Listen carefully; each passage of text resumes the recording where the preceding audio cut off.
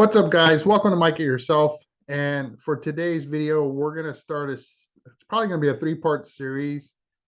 We're searching for a king. So as I mentioned in one of my last videos on the Softail Cholo, I'm looking for another touring bike, and I wanted to share with you kind of what that process looks like, because I think one of the things that a lot of people hate to do is to shop and buy vehicles, right? And not that nobody likes having a new vehicle, they just hate the process because it's going to be painful, right? Like you go in there and you feel like you're going to get pressured by the salespeople, or you're really trying to play this kind of cat and mouse game around pricing and anything like that. And I want to take that away from you as best as I can. I actually kind of enjoy the process of things, and that's because I've learned a few things over the years of doing my own shopping, either buying multiple cars or buying multiple motorcycles. So I want to share my knowledge with you. It is not the only way to do things by far. It is just my way and what I found works best for me. And I've had pretty positive results, in my lifetime. So I hope that I can bring you some of those results as well. So let's talk about this. So what are we doing? We're in the search for a king. That's a Harley Davidson Road King. All right. And I want to share my plan with you. And what we're going to do is kind of go over my plan, how we do the search, what we're looking for, you know, and within that, it's going to really get down to like the things you want to avoid, the things that usually concern you, but maybe should or shouldn't. So we'll talk a little bit through what that is. And then kind of a strategy to save money, doing some cost comparison and what kind of tools you can use to do that cost comparison and how to do it properly. And then we'll kind of finish off with working with dealers, right? So just kind of talking through what that experience is going to be like, and that'll carry us over to the next video, right? So let's jump into this. So here's the plan. My plan is I am looking for a Harley Davidson Road King because I'm looking to upgrade to a bagger, and I want a 6-speed, right? So okay, so what's my plan to get there? So my plan to get there financially is to use the money that I can generate from the sale of my bike, that's the 95 Fat Boy, to purchase that next bike, right? And I'm doing that for two reasons. One is, unfortunately, I only have so much space available to me, so I can't park a third bike around. And then two, it's just, realistically, how much am I going to be able to cycle through them personally? It's just not going to be enough, not enough to have those assets, kind of just sitting around, right?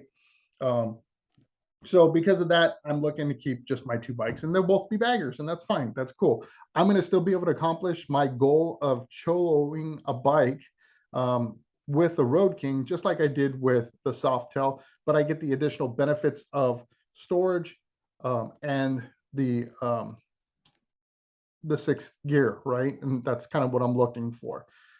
So let's talk a little bit about selling or trading your existing bike, right? Now, I will tell you, hands down, you're going to get more money if you sell it private party. So you're looking to sell it to somebody else, you're going to get a lot more money. You're not going to get that same amount of money from a dealership. And the reason for that is when you do your searches on NADA or KBB and you get those values, right? You look it up and you see trading value is going to be lower than retail value. Why is that? Well, that's because the dealer, they need to make some money off of that bike, right? They're not looking to break even. So your expectation shouldn't be that you're going to be able to walk into the dealership and say, I want to trade in my bike, and think that you're going to get the exact same amount of money for your bike that you would get if you were to sell that firsthand to somebody else, right? So just set that in your mind that if you're willing to trade your bike, you're going to get that lower dollar amount, right? So accept that. Now, what you need to determine within yourself is what dollar amount are you going to be able to live with? What are you going to be okay? And then how can you leverage those dollars to work with whatever it is you're trying to buy? So what do I mean by that? What I mean is, if say you're looking to sell your bike private party and you want to get $5,000 for it, right? Like that's your bottom line. and you go in to trade your bike and they are only offering you $3,000 for your bike. Now, initially up front, your emotion, your first reaction typically is going to be no way, right? Because they're shorting you $2,000 in your mind. You're like, my bike's worth $5,000. I'm not going to sell it to you for $3,000. So that's not going to work out. So the way you want to look at opportunities to maybe equal out is you would take that 3,000, but you also ask for an additional 2,000. And again, this may or may not be realistic depending on the bike you're looking to buy, right? That margin of profit for them is going to vary depending on the bike you're looking for. But and again, this is all situational. This is all circumstance. This is theory, right? As far as this example that I'm providing, but you would ask for that 2,000 to be taken off the next bike. So in reality, you got 3,000 for your bike, and they discounted the new bike $2,000, right? So maybe that cost is cut by them eliminating their freight and dealer prep fees. And if they have that availability in the cost of the bike for them, right? And there are a couple of videos out there that explain how much the dealers have to pay to keep those things on the floor, because it's a cost of business, right? They're not looking to jack everybody. They're just trying to make their money off of the bike to keep their business running. And they do have wiggle room, no doubt about that. But you just got to be like willing to understand their position in it too, right? You want a deal, they got to keep the lights on. So if you can make that deal, then again, 3,000 for your bike, $2,000 off the purchase of the next bike, that equals the $5,000 that you were technically looking for. So you can kind of equate to that deal. So that is a strategy that you can use. Now, before you can use that strategy though, like I said, you need to understand what bike you're looking for, what bike you're buying, and how much it is in the market, right? Because again, if you go to a dealership and you're looking to buy a particular bike and it books at $10,000 and they're selling it for 10,900, then guess what? They don't have the wiggle room there, right? They've paid money to do the oil change on it. Maybe they changed out the tires, all of the things that they had to do to prepare that bike to be sold to you.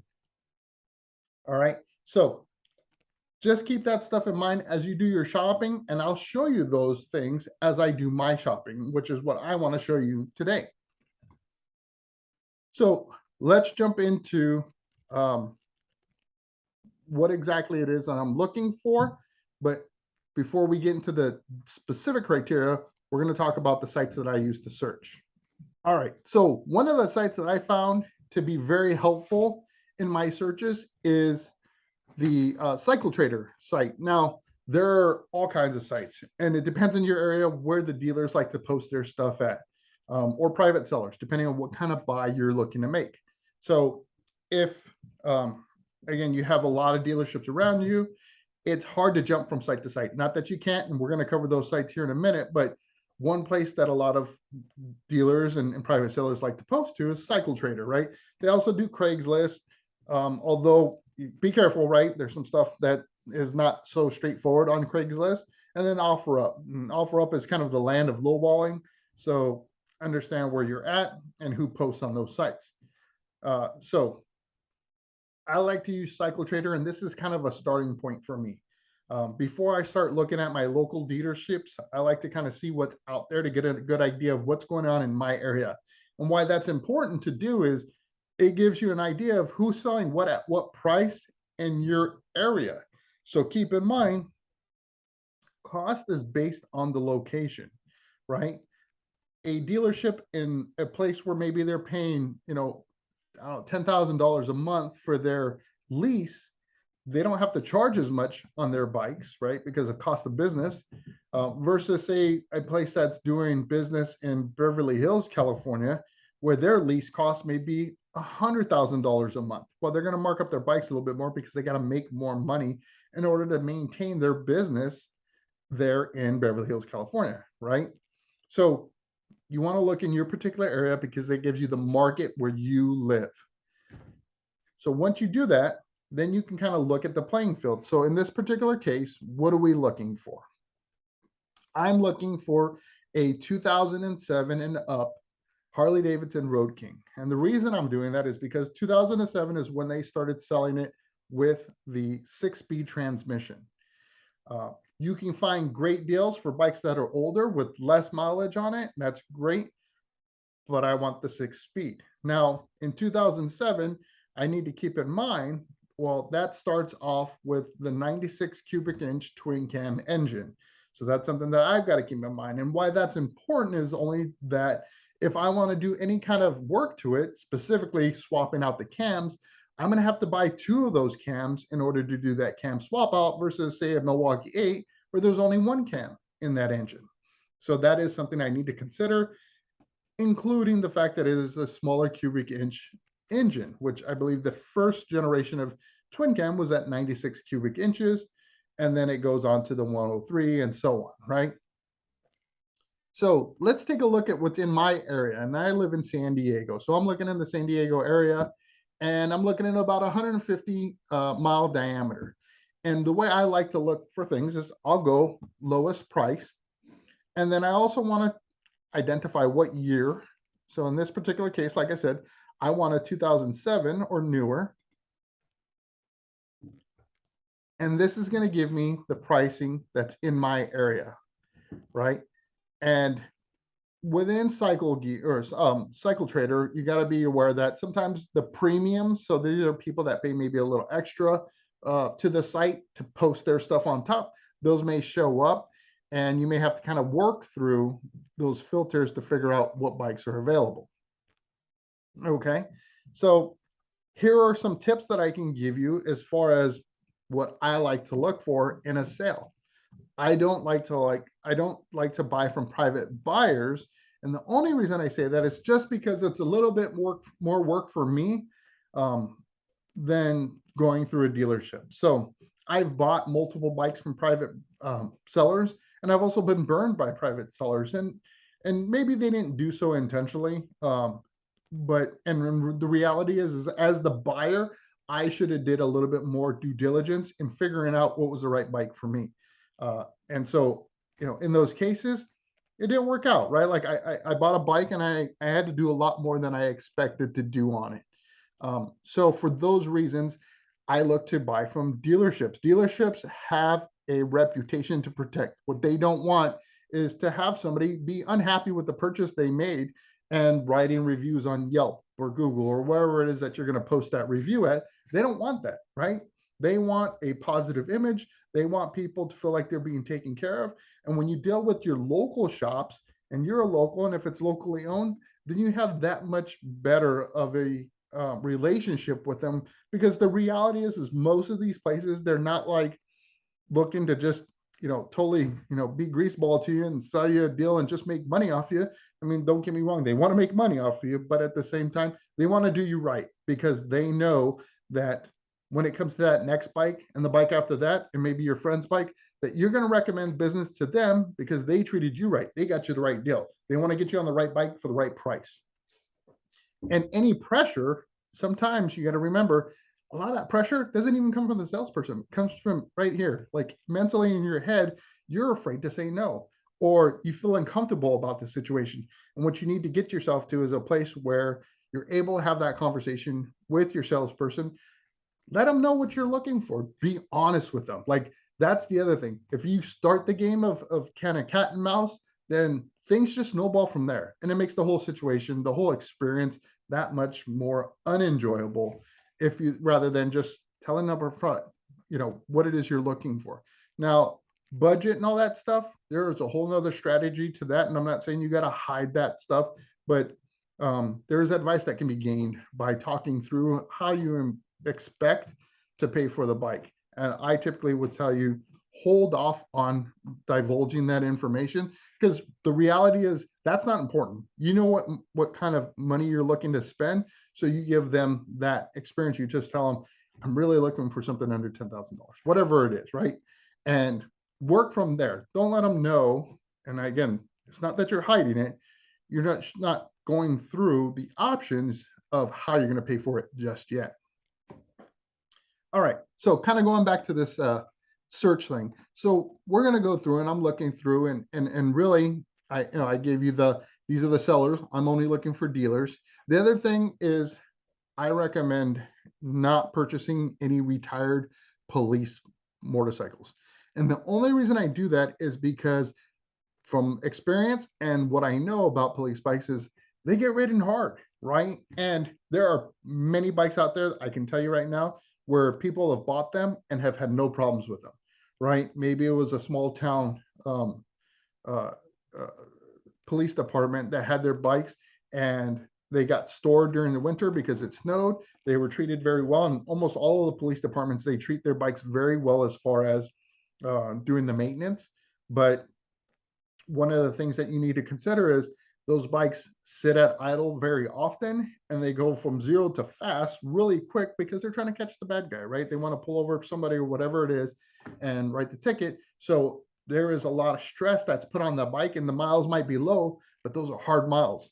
I would almost equate that. And again, I'm just saying almost, I'm not saying it is at a definite equation equal directly equal to bikes where they're spent on the track. So let's take an example.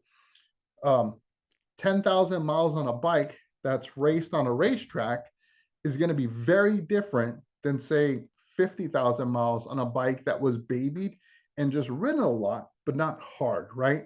The motor was treated right. It was ridden as it's supposed to be ridden normally, but and didn't have the stresses of say somebody who's shooting it off the line and working it hard, right? The wear and tear on that is going to be very different. But again, mentally, when you and I see 10,000 miles as the mileage on the bike, we immediately think, well, this is a better purchase. When in reality, that's not necessarily true. So for those reasons, that's why I try to avoid the police bikes, just because I know they get a lot of wear and tear. Granted, there's always that possibility that it could be one of the good ones, but that's not the time, the experience that I'm going to take, right? That's not the journey I'm making. I'm going to stay with those bikes that were privately owned or, came straight from the dealership. So let's talk mileage then. So I already shared with you kind of that example of, well, you could have that bike that was on the track for, a little bit of time and racked up 10,000 miles only, but those were hard miles versus say a bike that has 60, 70, 80,000 miles on it. Now, the bikes of today are very different than say the shovel heads, the pan heads of yesterday. Those bikes, if they had high miles, they were treated differently. They were made differently. Today's market, today's bikes, the technology that exists today, those bikes go way further. There are plenty of guys out there that have over 100,000 miles on their bikes. So one of the things to consider is looking at bikes with what I would say typically is considered higher mileage. Like if you're a Sunday rider and you don't put very many miles on your bike, you may look at a bike with 20,000 miles and go, wow, that's a lot of miles. The reality is that's nothing, right? 40,000 miles isn't even bad. That's nothing. 90,000 miles, 80,000 miles around that area, you might want to go, can I find a better deal? And the reality is, again, you got to keep in mind, how many miles are you going to be riding? If you're only going to put 200 miles a year on that bike and you buy a 90,000 mile bike, by the time you get to, 100,000 miles, it's going to be like several years for you, basically. So just keep that in mind, right? You want to just think about those things because if you're willing to make that sacrifice, and that's a mental sacrifice, then know that you may get yourself a better deal because other people are shying away from those bikes. And that makes it a little harder for the dealership to sell and an opportunity for you to win. So as I mentioned in 2007, that's when the 6-speed first came out. Now I'm not looking to buy a new bike because I know it's going to not fit in my budget. So I'm not even looking at anything basically greater than 2017, right? I know things at 2017, I'm going to be looking at 17 grand for, depending on the model too, right? So looking at those things, I also want to make sure I kind of keep to the more or the older style Road King. So what do I mean by that? The 2022 Road King, amazing looking bike, but I like the style of the passing lights, the the saddlebag guards. That's kind of the look I like. So that's what I'm looking for. So because of that, I'm going to shy away from those newer years. For the models, now the Road King came in multiple models. The more kind of high level, just you have your Road King Standard and the Road King Classic. And what was the difference? The Standard had the hard saddlebags versus your Road King Classic. And let's see if we can find one here. And of course, the screen is full of standards. The Classic came with the hard leather saddlebags. Now, I'm a fan of the hard bags because I like to get the extended bags to give it that kind of low profile look. Now, here's something that you need to think about as far as a strategy to save. So if you look, we'll look at these two bikes here, the one above and the one below. So we've got a 2014 for 15.9 and the 2007 for 10.9. Now let's put the years and the engines aside for now because we're not really looking too much at the spec of it, but let's talk kind of savings. And what I mean by that, and we can kind of equal the playing field out, is the reality is this has got twice the amount of miles as this one has, right? So let's just kind of equalize things at that and just keep it general. Now, one thing you should consider is if this bike here is your preference, how far off is this one, right? And the reality is it's a set of bags. So if I can spend $11,000 to get a bike that I want, and all I have to do is maybe spend another $1,000, which would still be under the total price of this bike, to get a set of extended saddlebags from maybe Hogworks or whoever, TCMT, whoever makes those bags. Then you got your bags, you get the hard bag Road King, and you still save $3,000. So that is a strategy that I'm looking at because based on the searching that I've done so far, the standard is kind of a little bit more rare, or at least it's been more expensive in my experience. So I may leverage the opportunity to purchase a Road King Classic with the hard leather saddlebags and then just do an upgrade to it later. That would be still more cost effective for me in the long run. So let's talk about kind of comparing costs, since now we're looking at that level of detail of these bikes, right? So we've got years that separate things. You got engine models, you got the model of the bike themselves. One of the things that you need to absolutely do is make sure that you're comparing apples to apples. So if your expectation is to go into the dealership and maybe you saw this one here, or you saw this one here, and you're like, oh, here's a Road King standard. It's a 2010 for $8,400. So don't take this and expect that you can go to the dealership and go, well, look, I have an example. Here's an online bike here that I can go buy from this local dealership and pay $8,500 for, and I get a newer bike, meaning it's a 2010, right? And it's a standard. So I want you to lower your price. That doesn't work. They're not, all things aren't equal in this particular case, because you got to look at all of the different pieces of this, right? And understand what you're going to need to spend to get the bike where you need it to be. So in this particular case, say you wanted the windshield. Well, this bike doesn't come with the windshield, right? This is a police bike. It's a retired police bike. So again, there's your wear and tear, factor on this particular bike. Maybe in this case, it has the pillion for the passenger, but most of the police bikes, they were a single seater because they had a radio box on the back. So you'd have to buy another, seat setup or whatever. On this particular model, you get the luggage rack, you get the backrest support, you get the windshield, you get that little package thingy there in the front. And maybe there's a bunch of add-ons, the chrome add-ons that have been done aftermarket that you may or may not have done yourself, but they're done. So that stuff adds up. So those are the things you need to consider. So don't go in there, because if you do that, then you're going to kind of start off on the wrong foot with your dealership. And that's not what you want to do. Again, you want to build that relationship. I'm not saying you got to be best friends. I'm not saying you got to lock arms and walk out, but they want to do the right thing. They want to help you. A good dealership will be willing to do that stuff.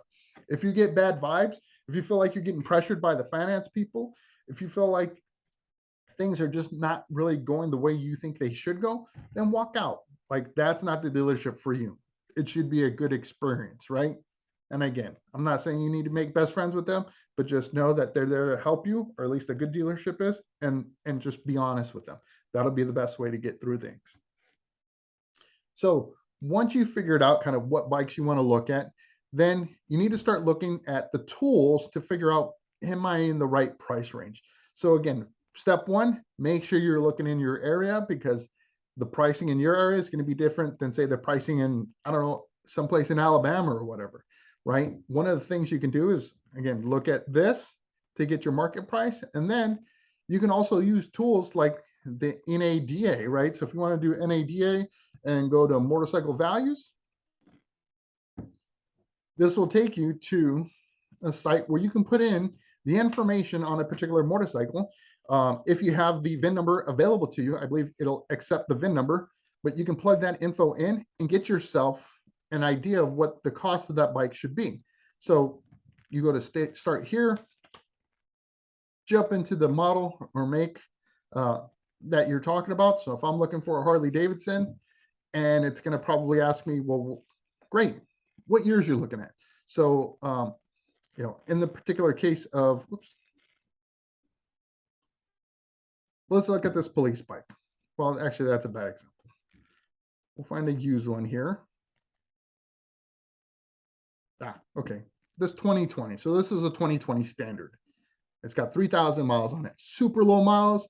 To 2020, it's like brand new, right? So 2020.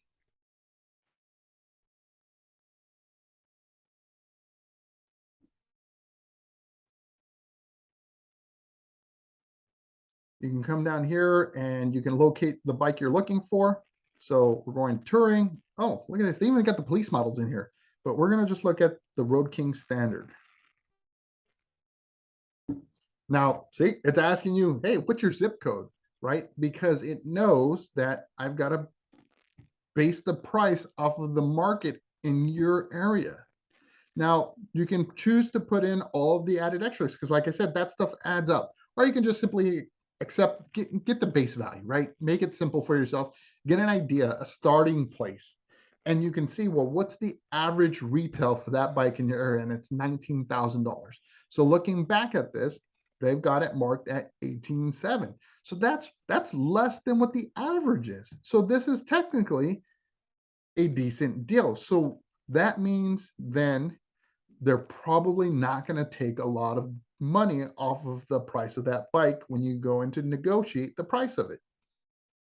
There will be wiggle room. Like I said, those fees that get added on, that's where you're going to find your opportunity. Now, this gives you the suggested list price, and then also the low retail price. So that's going to look for the lowest retail price in your area. Again, don't think that you can walk in there and go, well, NADA says this, and that they're going to bow down to that. That's just not how it works, right?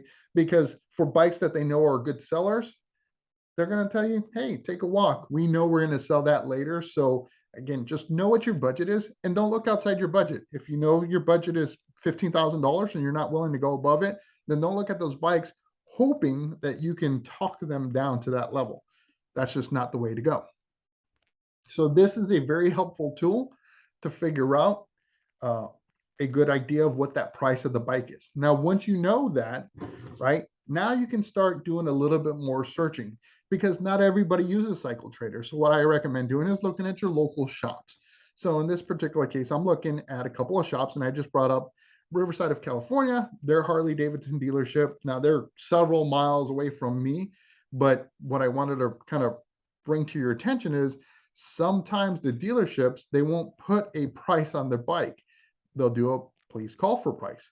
So that is a little bit of a frustration, because as you try to do your sorting on things, it's hard to figure out, well, does that mean it's really, really low? Or does that mean that it's really high? Or what's the game here? Well, it's a phone call. So don't be afraid to make a phone call. And if it's not the right deal for you, then you don't have to take it. And I know, like a lot of people, you just don't want to be hassled with return calls. Hey, John, Mike, are you still interested in this bike? We got other bikes. You know what? I'm no longer in the market. I appreciate it. Go ahead and take me off your call list. They're not going to get mad at you for saying that, right? Just let them know. Again, be honest. Don't be a jerk about it, but be honest. The other thing you can do is, like I said, look at your locals, scroll through, use their site. They have certified pre-owned bikes. Now, CPO is what they'll kind of term it, is a bike that is within a certain period of years. Usually it's within a warranty period. And that just means you still have a warranty covering your bike. Now, for those bikes that are outside of that, they may or may not ask you if you want to warranty. Now, if you're financing the bike, they're probably going to swing the warranty thing your way and ask you, hey, what are you going to do if this motor blows up on you? Can you replace a motor for $50, right? Because that might be your deductible in the warranty. The reality is no, you can't. But also understand they can't either. So understand the warranty. What does that cost? They're going to feed that into the financing if you're financing a bike, and they're going to spread that cost over the term of your finance period. And it's going to seem small, but the reality is that number, that dollar amount you're paying interest on that too. So it's going to get bigger. So for a warranty to cover you for 3 years, you may pay $5,000 for. So the reality is and that's only if your motor were to go out once, you'd pay $50, get that motor replaced, and that motor may cost you typically $5,000 out of the box. If you bought a brand new motor, well, Harley's going to cover that. But the reality is chances are you're not going to have a motor go out on you. And if you did, you would need that to happen at least twice to really, really benefit from that warranty. So if you're into the warranty thing, more power to you. But I will tell you, it's probably, financially not the best deal for you. Just know that. Understand that right up front. So really, if anything, you're buying it for peace of mind, you're spending the money, right? And when I said that they can't fix or replace a motor for $50 either, because they're not, right? That is a cost to them, and they're making it up based on the number of years that they've got you now for that finance period, right? And they're making that money back and a little bit more. So it's just not going to hit you all at one time. So that's kind of the benefit to you, is you don't have to take that $5,000 hit if your motor actually does blow up. And then understand that you're also bound by some of the things that you're required to do as part of that warranty. Maybe it's required service record maintainment. Maybe it's, hey, you have to get your bike serviced only at Harley Davidson dealerships or use only Harley Davidson parts. So those are things you need to think about, because if you start making those modifications, you may void your warranty, and that $5,000 that you're spending on a warranty is no longer valid. So keep that in mind as you make your purchases. Now, if you're doing a cash only purchase, so say you walk in, you're looking at $11,000 bike, you have your trade in, they're giving you $3,000 for that. They're giving you $5,000 off of the purchase price of the bike because maybe it's a non-seller. They just want to get off the floor because the 2023 models are coming in, whatever it is. Say you get it down to $5,000. So you're like, great. I've been saving up my, lawn mowing money, whatever it is. And you got $5,000 to spend. So you're like, I want to buy it. They're less likely to offer you that warranty because they know cash buyers are not interested. They know that you're a little bit kind of in the know on that stuff, and it's a harder sell because they know you're going to go, well, how much is that going to cost me? What's going to cost you another $5,000? And you're like, well, but what do I get out of that? Well, if your motor ever blows out, you won't have to buy a new motor. Well, it's $5,000 for a new motor or less, most likely. So who would win, right? Unless you're going to get the labor done somewhere else. And the reality is I'm not 100% sure if the labor is covered by the warranty. It may or may not. Most likely is, but I would definitely read the fine print on that stuff. So if anything, the savings would be in the labor that is performed. And Harley is, just by default, again, they're a dealership, they're expensive on their labor.